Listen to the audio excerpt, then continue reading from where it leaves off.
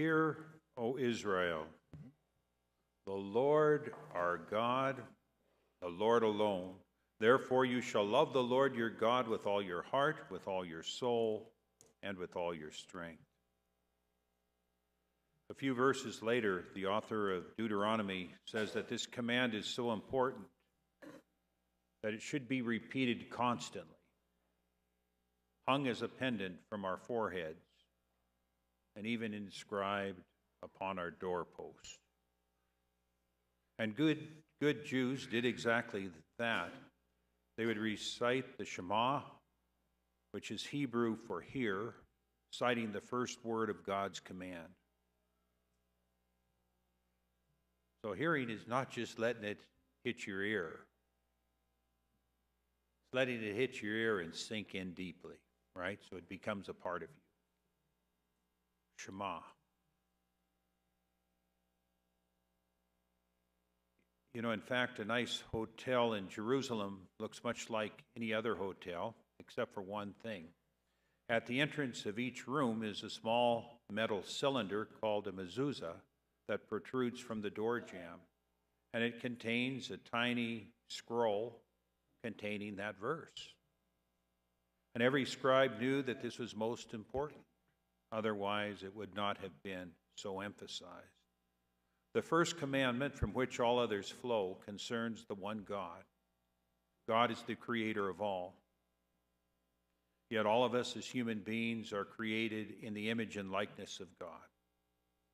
Whether we're born north of our borders, south of our borders, Iran, Germany, Norway, Poland, or Iraq, in Roosevelt County, Valley County, Macomb County, or Yellowstone County, the Fort Peck Indian Reservation, or the Crow Reservation.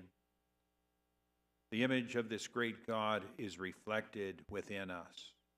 And Jesus clearly linked two great commands of his tradition when he linked the great Shema, hear, O Israel, to you shall love your neighbor as yourself.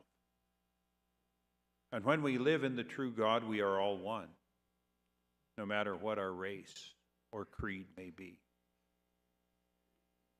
So how are we doing in living out those commands? How are you doing in living out those commands? They're important questions. So important that Jesus emphasized them as the first of all the commands. So we must ask ourselves the question, is God central in your life? You know, that gospel text I often use when I have baptisms. And I've been doing baptisms on Saturday afternoons rather than within Mass. And one of the reasons why I'm doing that is for catechesis. It's an opportunity to really talk to the parents and teach them and ask them questions. So we have that gospel text. You shall love the Lord your God with your whole heart, soul, mind, and strength. So I ask the parents, godparents, what does that mean? And they'll say, you're supposed to put God at the center of your life. And then I ask them, well, what does that look like?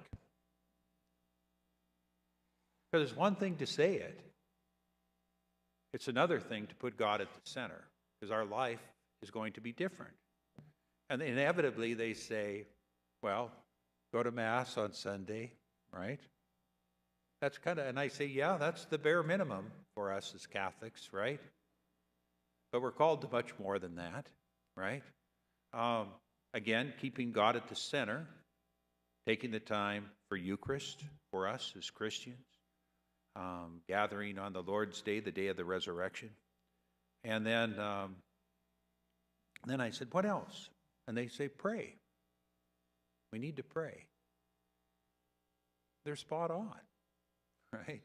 If you do those two things intentionally, you're going to be working on your relationship with God and strive to keep God at the center of your life. And if you don't do those things, God's not going to be too important because you'll be carried away by the values of society. And then the second commandment that Jesus linked with the first is you shall love your neighbor as yourself. How are you treating your neighbor? How do you treat your brothers and sisters, especially the least of them? I cannot help but think of the judgment scene in Matthew's Gospel, the 25th chapter. Lord, when did we see you hungry and feed you? When did we see you thirsty and give you a drink? Whatever you did to the least of my brothers and sisters, you did it to me. 5 words. You did it to me. So Jesus, what is the greatest commandment? What must I do with my life? The first is this: Hear, O Israel, the Lord our God, the Lord is one. You shall love the Lord your God with all your heart, and with all your soul, and with all your mind, and with all your strength.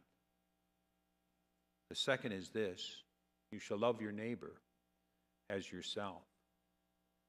There is no other commandment greater than these.